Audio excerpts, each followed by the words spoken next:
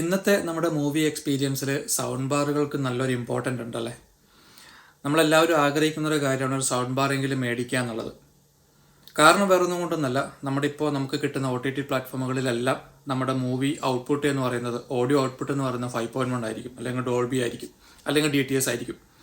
So ഈ ഒരു output നമുക്ക് നമ്മുടെ TV-യിൽ കേൾക്കുക എന്ന് പറയുന്നത്, അതും 2 ചാനലിൽ കേൾക്കുക എന്ന് പറയുന്നത് ഭയങ്കര ബുദ്ധിമുട്ടുള്ള കാര്യമാണ്. എസ്പെഷ്യലി നമ്മുടെ ക്ലാരിറ്റി, ഓഡിയോ ക്ലാരിറ്റി നമുക്ക് ഒട്ടും തന്നെ ഈ ഒരു 2.1-ൽ നമുക്ക് കിട്ടില്ല നമ്മുടെ TV-യിൽ നമ്മൾ ഡയറക്റ്റ് കേൾക്കുമ്പോൾ. സോ അതുകൊണ്ട് തന്നെ നമ്മൾ എല്ലാവരും ആഗ്രഹിക്കുന്ന ഒരു കാര്യമാണ് ഒരു സൗണ്ട് ബാർ മേടിക്കുക.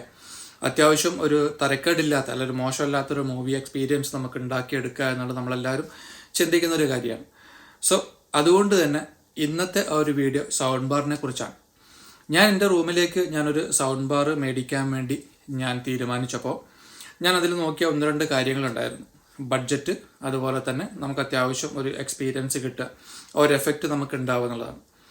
സോ അങ്ങനെ നോക്കിയപ്പോൾ എനിക്ക് കിട്ടിയ, അല്ലെങ്കിൽ ഞാൻ എത്തിച്ചേർന്ന ഒരു സൗണ്ട് ബാർ എന്ന് പറയുന്നത് പോൾക്കിൻ്റെ റിയാക്ട് സൗണ്ട് ബാറും സബ്ബും ആയിരുന്നു. ഞാനതിനെ മേടിച്ചു, ഞാനത് എക്സ്പീരിയൻസ് ചെയ്തു. അതിൻ്റെ ഒരു വീഡിയോ ആണ് ഇന്ന് ഞാൻ നിങ്ങൾക്ക് വേണ്ടി ചെയ്യാൻ ഉദ്ദേശിക്കുന്നത്.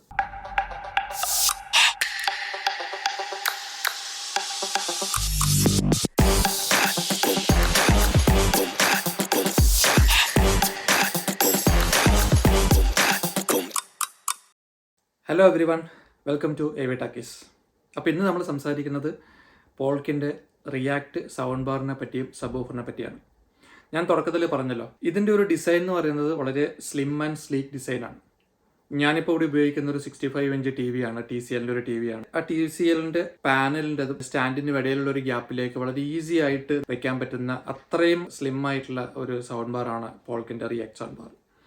പക്ഷേ ഈ സ്ലിമ്മിനെ കണ്ടിട്ട് നമ്മളതിനെ വിലയിരുത്താൻ പോയി കഴിഞ്ഞാൽ നമ്മൾ പരാജയപ്പെട്ടു പോകും. കാരണം എന്ന് വെച്ച് കഴിഞ്ഞാൽ ഇതിൽ നിന്ന് വരുന്ന ഒരു സൗണ്ട് എന്ന് പറയുന്നത് കിഡിലൻ സൗണ്ട് എക്സ്പീരിയൻസ് ആണ്. ഞാൻ ആദ്യമേ പറഞ്ഞത്, ഞാൻ എക്സ്പെക്ട് ചെയ്തിട്ടില്ല വാങ്ങിക്കുന്ന സമയത്ത് ഇതിൻ്റെ ഔട്ട്പുട്ട് ഇത്രയായിരിക്കും, അല്ലെങ്കിൽ ഇതിൽ നിന്ന് വരുന്ന ഒരു ഓഡിയോ ക്വാളിറ്റി ഇത്രയായിരിക്കും. ഞാൻ എക്സ്പെക്ട് ചെയ്തിട്ടേ ഇല്ല. മോശമല്ലാത്ത ഒരു സ്പെസിഫിക്കേഷൻ ഞാൻ കണ്ടതുകൊണ്ടും പിന്നെ നോക്കിയപ്പോൾ എനിക്ക് അത്യാവശ്യം ഒരു ബഡ്ജറ്റിൽ ഒതുങ്ങുന്നതായ ഒരു സൗണ്ട് ബാർ ആയതുകൊണ്ടും, നോർമലി നമ്മൾ പോകുന്ന പോലെയുള്ള എല്ലാ സാംസങ്ങിൻ്റെ അല്ലെങ്കിൽ മറ്റ് LG അങ്ങനെയുള്ള സൗണ്ട് ബാറിലേക്ക് പോകാൻ എനിക്ക് ഒട്ടും താല്പര്യമില്ലായിരുന്നു. നമുക്ക് അത്യാവശ്യം നല്ല രീതിയിൽ എൻജോയ് ചെയ്യണം എന്നുള്ളൊരു ആഗ്രഹത്തിൻ്റെ പുറത്താണ് ഞാൻ ഇതിൻ്റെ സ്പെസിഫിക്കേഷൻ കാര്യങ്ങൾ നോക്കിയിട്ടുണ്ടായിരുന്നത്.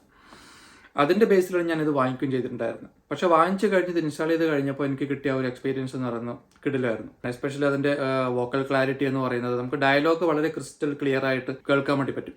നമുക്ക് ഈ സൗണ്ട് ബാറിൻ്റെ ഹൈറ്റ് എന്ന് പറയുന്നത് വെറും 2.2 ഇഞ്ചാണ്. അതിൻ്റെ വിഡ്ത്ത് എന്ന് പറയുന്നത് 34.2 ഇഞ്ച്, ഡെപ്ത് എന്ന് പറയുന്നത് 4.76 ഇഞ്ചാണ്. അപ്പം ഈ ഒരു സ്ലീക്ക് ഡിസൈനിൽ തന്നെ നമുക്ക് നല്ല കിടിലൻ ഔട്ട്പുട്ട് കിട്ടുന്നുണ്ടെങ്കിൽ പിന്നെ അത് മനസ്സിലാക്കാൻ പറ്റുന്നുള്ളൂ ഇതിന്റെ ഒരു ഔട്ട്പുട്ട് എത്രത്തോളം ഉണ്ടാവും എന്നുള്ളത്. ഫ്രണ്ടിലേക്ക് വന്നു കഴിഞ്ഞാൽ ഓണായിക്ക് വരുന്ന സമയത്ത് അതിനൊരു ബ്ലൂ ലൈൻസ് ആണ്, നല്ലൊരു ആനിമേറ്റഡ് ആയിട്ടുള്ള ലൈനും കാര്യങ്ങളൊക്കെ സൗണ്ട് ബാറിന് ഫ്രണ്ടിലായിട്ട് നമുക്ക് കാണാൻ പറ്റുന്നുണ്ട്. പിന്നെ അതുപോലെ തന്നെ നമുക്ക് വോളിയം അപ്പ് ഡൗൺ ചെക്ക് ചെയ്യുന്ന സമയത്ത് ഒരു വൈറ്റ് ലൈൻ, അതിന്റെ ഇൻഡിക്കേഷൻസ് നമുക്ക് അതിനകത്ത് കാണാൻ പറ്റും. ഫാബ്രിക് ആണ് ഇതിന്റെ ഫ്രണ്ടിൽ ഗ്രില്ല് വന്നിട്ടുള്ളത്. ബാക്ക് ഒഴിച്ച് ബാക്കി ഫ്രണ്ടും അതിന്റെ സൈഡൊക്കെ കവർ ചെയ്തിട്ടുള്ളത് ഈ ഒരു ഫാബ്രിക് വെച്ചിട്ടാണ്. അപ്പോൾ ഫാബ്രിക്കിന്റെ അത് കൂടെ തന്നെ അടിപൊളിയായിട്ട് പോൾക്ക് എന്നുള്ള ലോഗോയും കൂടി കാണാനായിട്ട് പറ്റും. പിന്നെ ഇതിന്റെ മുകളിലേക്ക് നോക്കിക്കഴിഞ്ഞാൽ ഇതിന്റെ കൺട്രോൾ വരുന്ന ആകെ 4 ബട്ടൺസേ ഉള്ളൂ നമുക്ക് കാണാൻ വേണ്ടിയിട്ട്. വളരെ മിനിമൽ ആയിട്ടുള്ള കൺട്രോൾ മാത്രമേ ഈ ഒരു സൗണ്ട് ബാറിൽ കൊടുത്തിട്ടുള്ളൂ. ബാക്കി കൺട്രോളൊക്കെ വരുന്നത് നമ്മുടെ റിമോട്ടിലാണ്. പിന്നെ നമുക്ക് ഇതിന്റെ ബാക്ക് സൈഡ് നോക്കിക്കഴിഞ്ഞാൽ ഒപ്റ്റിക്കൽ പോർട്ട് ഉണ്ട്, അതുപോലെ HDMI പോർട്ട് ഉണ്ട്, അതുപോലെ പവർ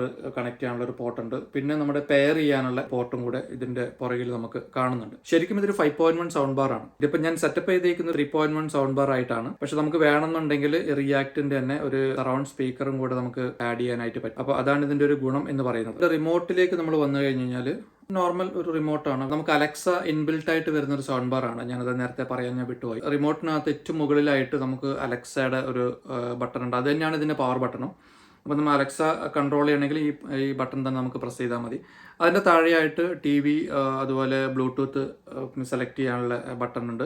പിന്നെ അതുപോലെ ലെഫ്റ്റ് സൈഡിലായിട്ട് ബേസ് നമുക്ക് ബേസ് കൺട്രോൾ ചെയ്യാനുള്ള ഒരു ബട്ടൺ കൊടുത്തിട്ടുണ്ട്. അതുപോലെ സെൻട്രലായിട്ട് വോളിയം അപ്പ് ഡൗൺ ബട്ടൺ കൊടുത്തിട്ടുണ്ട്. നമുക്ക് ഈ വോയിസിന്റെ എൻഹാൻസ് ചെയ്യാനുള്ള, അതായത് വോക്കൽ ക്ലാരിറ്റി നമുക്ക് കിട്ടണമെന്നുണ്ടെങ്കിൽ ഈ ഒരു ബട്ടൺ വെച്ച് നമുക്ക് വോളിയം കൺട്രോൾ ചെയ്യാം. അതുപോലെ താഴെ തന്നെ ഒരു മ്യൂട്ട് ബട്ടൺ കൊടുത്തിട്ടുണ്ട്. പിന്നെ ഇതിന്റെ സൗണ്ട് മോഡുകൾ കൊടുത്തിട്ടുണ്ട്. അതിന്റെ തൊട്ട് താഴെയായിട്ടാണ് ഞാൻ പറഞ്ഞില്ലേ നേരത്തെ വയർലെസ് സറൗണ്ട് സ്പീക്കർ കൊടുക്കാം എന്ന് പറഞ്ഞില്ലേ ഞാൻ നേരത്തെ. അതിനെ കൺട്രോൾ ചെയ്യാനുള്ള ബട്ടൺ കൂടെ ഈ റിമോട്ടിൽ പ്രൊവൈഡ് ചെയ്തിട്ടുണ്ട്. ഇനിയിപ്പോൾ സബ്വൂഫറിന്റെ കാര്യത്തിലേക്ക് വരാനാണെങ്കിൽ സബ്വൂഫർ നമുക്ക് വരുന്ന ഒരു 7-inch ഡ്രൈവാണ്. പക്ഷേ ആ 7-inch ഡ്രൈവിൽ നിന്ന് പുറത്തേക്ക് വരുന്ന ഒരു ബേസ് ഉണ്ടല്ലോ, ശരിക്കും പറഞ്ഞു കഴിഞ്ഞാൽ കിഡിലെന്ന് പറഞ്ഞാൽ കിഡിലായിട്ട് വരും. കാരണം ഞാൻ ഈ ഒരു 7-inch ഡ്രൈവിൽ നിന്ന് ഞാൻ ഇത്രയും ഒരു ബേസ് ഞാൻ പ്രതീക്ഷിച്ചിട്ടില്ല ഒരിക്കലും. നോർമലുള്ള ഒരു സൗണ്ട് നമുക്ക് നോർമലി മൂവി കാണുമ്പം ഒരു ബേസ് ബൂസ്റ്റ് കിട്ടും എന്നല്ലാതെ, പക്ഷേ ഈ തരത്തിലുള്ള ഒരു ഗ്രൗണ്ട് ഷേക്കിംഗ് ആയിട്ടുള്ള ഔട്ട്പുട്ട് ഈ സബ്വൂഫറിന് കിട്ടുന്ന ഒരിക്കലും പ്രതീക്ഷിച്ചിട്ടില്ല. സബ്വൂഫർ നമുക്ക് ചെറിയൊരു എൻക്ലോഷർ ആണെങ്കിൽ പോലും, പക്ഷെ അതിനകത്ത് നിന്ന് വരുന്ന ഒരു സൗണ്ട് എന്ന് പറയുന്നത് നല്ലൊരു എക്സ്പീരിയൻസ് ആണ് കേട്ടോ. സത്യം പറഞ്ഞാൽ ഞാൻ പ്രതീക്ഷിച്ചിട്ടില്ല. ഈ ഒരു 7-inch ഡ്രൈവിൽ ഒരിക്കലും ഞാൻ പ്രതീക്ഷിച്ചില്ല. കാരണം ഓൾറെഡി എനിക്കൊരു മൂവി തിയേറ്റർ ഉള്ളതുകൊണ്ട് തന്നെ അതിനകത്ത് നിന്ന് വരുന്ന ഒരു സൗണ്ട് വെച്ച് കമ്പാരിസൺ നോക്കുന്ന സമയത്ത് നല്ല ബെറ്റർ ആയിട്ടുള്ള ഒരു ബേസ് ഔട്ട്പുട്ട് തന്നെ നമുക്ക് കിട്ടുന്നത്.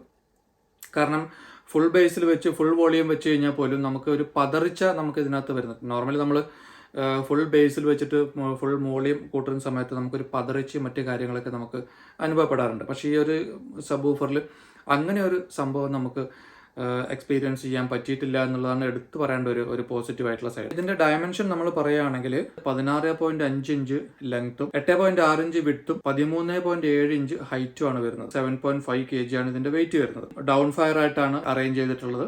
അതുകൊണ്ട് തന്നെ താഴെ ഭാഗത്ത് തന്നെയാണ് അതിന്റെ എയർ ഹോളും കൊടുത്തിട്ടുള്ളത്. പിന്നെ ഇതിന്റെ പെയറിംഗ് സൈഡിലേക്ക് വരുന്ന സമയത്ത് പെയറിംഗ് ഒക്കെ വളരെ എളുപ്പമാണ്. നമുക്ക് പ്രത്യേകിച്ച് വലിയ തലവേദനയും കാര്യങ്ങളൊന്നുമില്ല.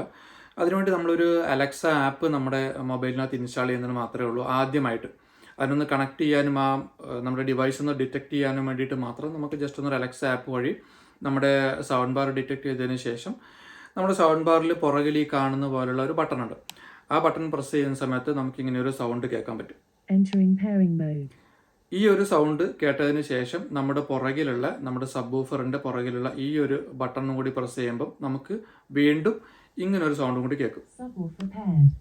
അത് കേട്ട് കഴിയുമ്പോൾ നമുക്ക് മനസ്സിലാക്കാൻ പറ്റും നമ്മുടെ സബ്വൂഫർ സൗണ്ട് ബാറായിട്ട് പെയർ ആയി എന്നുള്ളത്. പിന്നീട് നമ്മളൊരു സറൗണ്ട് സ്പീക്കർ വാങ്ങിച്ചതിന് ശേഷം നമ്മൾ സറൗണ്ട് സ്പീക്കർ പെയർ ചെയ്യണമെന്നുണ്ടെങ്കിൽ സെയിം നേരത്തെ കാണിച്ച ഒരു പ്രൊസീജിയർ തന്നെ നമ്മൾ ഫോളോ ചെയ്താൽ മതി. അതായത് നമ്മുടെ സൗണ്ട് ബാറിന്റെ പുറകിലുള്ള പെയറിംഗ് ബട്ടൺ ലോങ് പ്രസ് ചെയ്തതിന് ശേഷം ഒരു 3 to 5 സെക്കൻഡ് ലോങ് പ്രസ് ചെയ്തതിന് ശേഷം നമ്മുടെ പുറകിലുള്ള നമ്മുടെ സറൗണ്ട് സ്പീക്കറിന്റെ പുറകിലുള്ള ഇതുപോലുള്ളൊരു ബട്ടൺ ഉണ്ടാവും.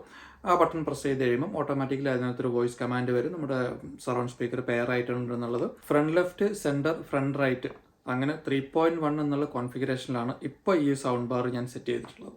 സൗണ്ട് ബാറിന്റെ സ്പീക്കർ അറേഞ്ച്മെന്റിനെ പറ്റി പറയാനാണെങ്കിൽ 6 ഡ്രൈവ് അറേ ആയിട്ടാണ് ഇത് സെറ്റ് ചെയ്തിട്ടുള്ളത്. അതിൽ 2 മിഡ് റേഞ്ച് ഡ്രൈവും 2 പാസീവ് റേഡിയേറ്റേഴ്സും 2 ട്യൂട്ടറും ആണുള്ളത്. അങ്ങനെയാണ് ഈ സൗണ്ട് ബാറിന്റെ ഫ്രണ്ട് സ്പീക്കർ ക്രമീകരിച്ചിട്ടുള്ളത്. ഈ വീഡിയോ നിങ്ങൾക്ക് ഇഷ്ടപ്പെട്ട് കാണുമെന്ന് ഞാൻ വിചാരിക്കുന്നു. ഇഷ്ടപ്പെട്ടാൽ ലൈക്ക് ചെയ്യുക, ഷെയർ ചെയ്യുക, കമൻറ്റ് ചെയ്യുക. നമുക്ക് ഒരടുത്ത വീഡിയോയിൽ വീണ്ടും കാണാം.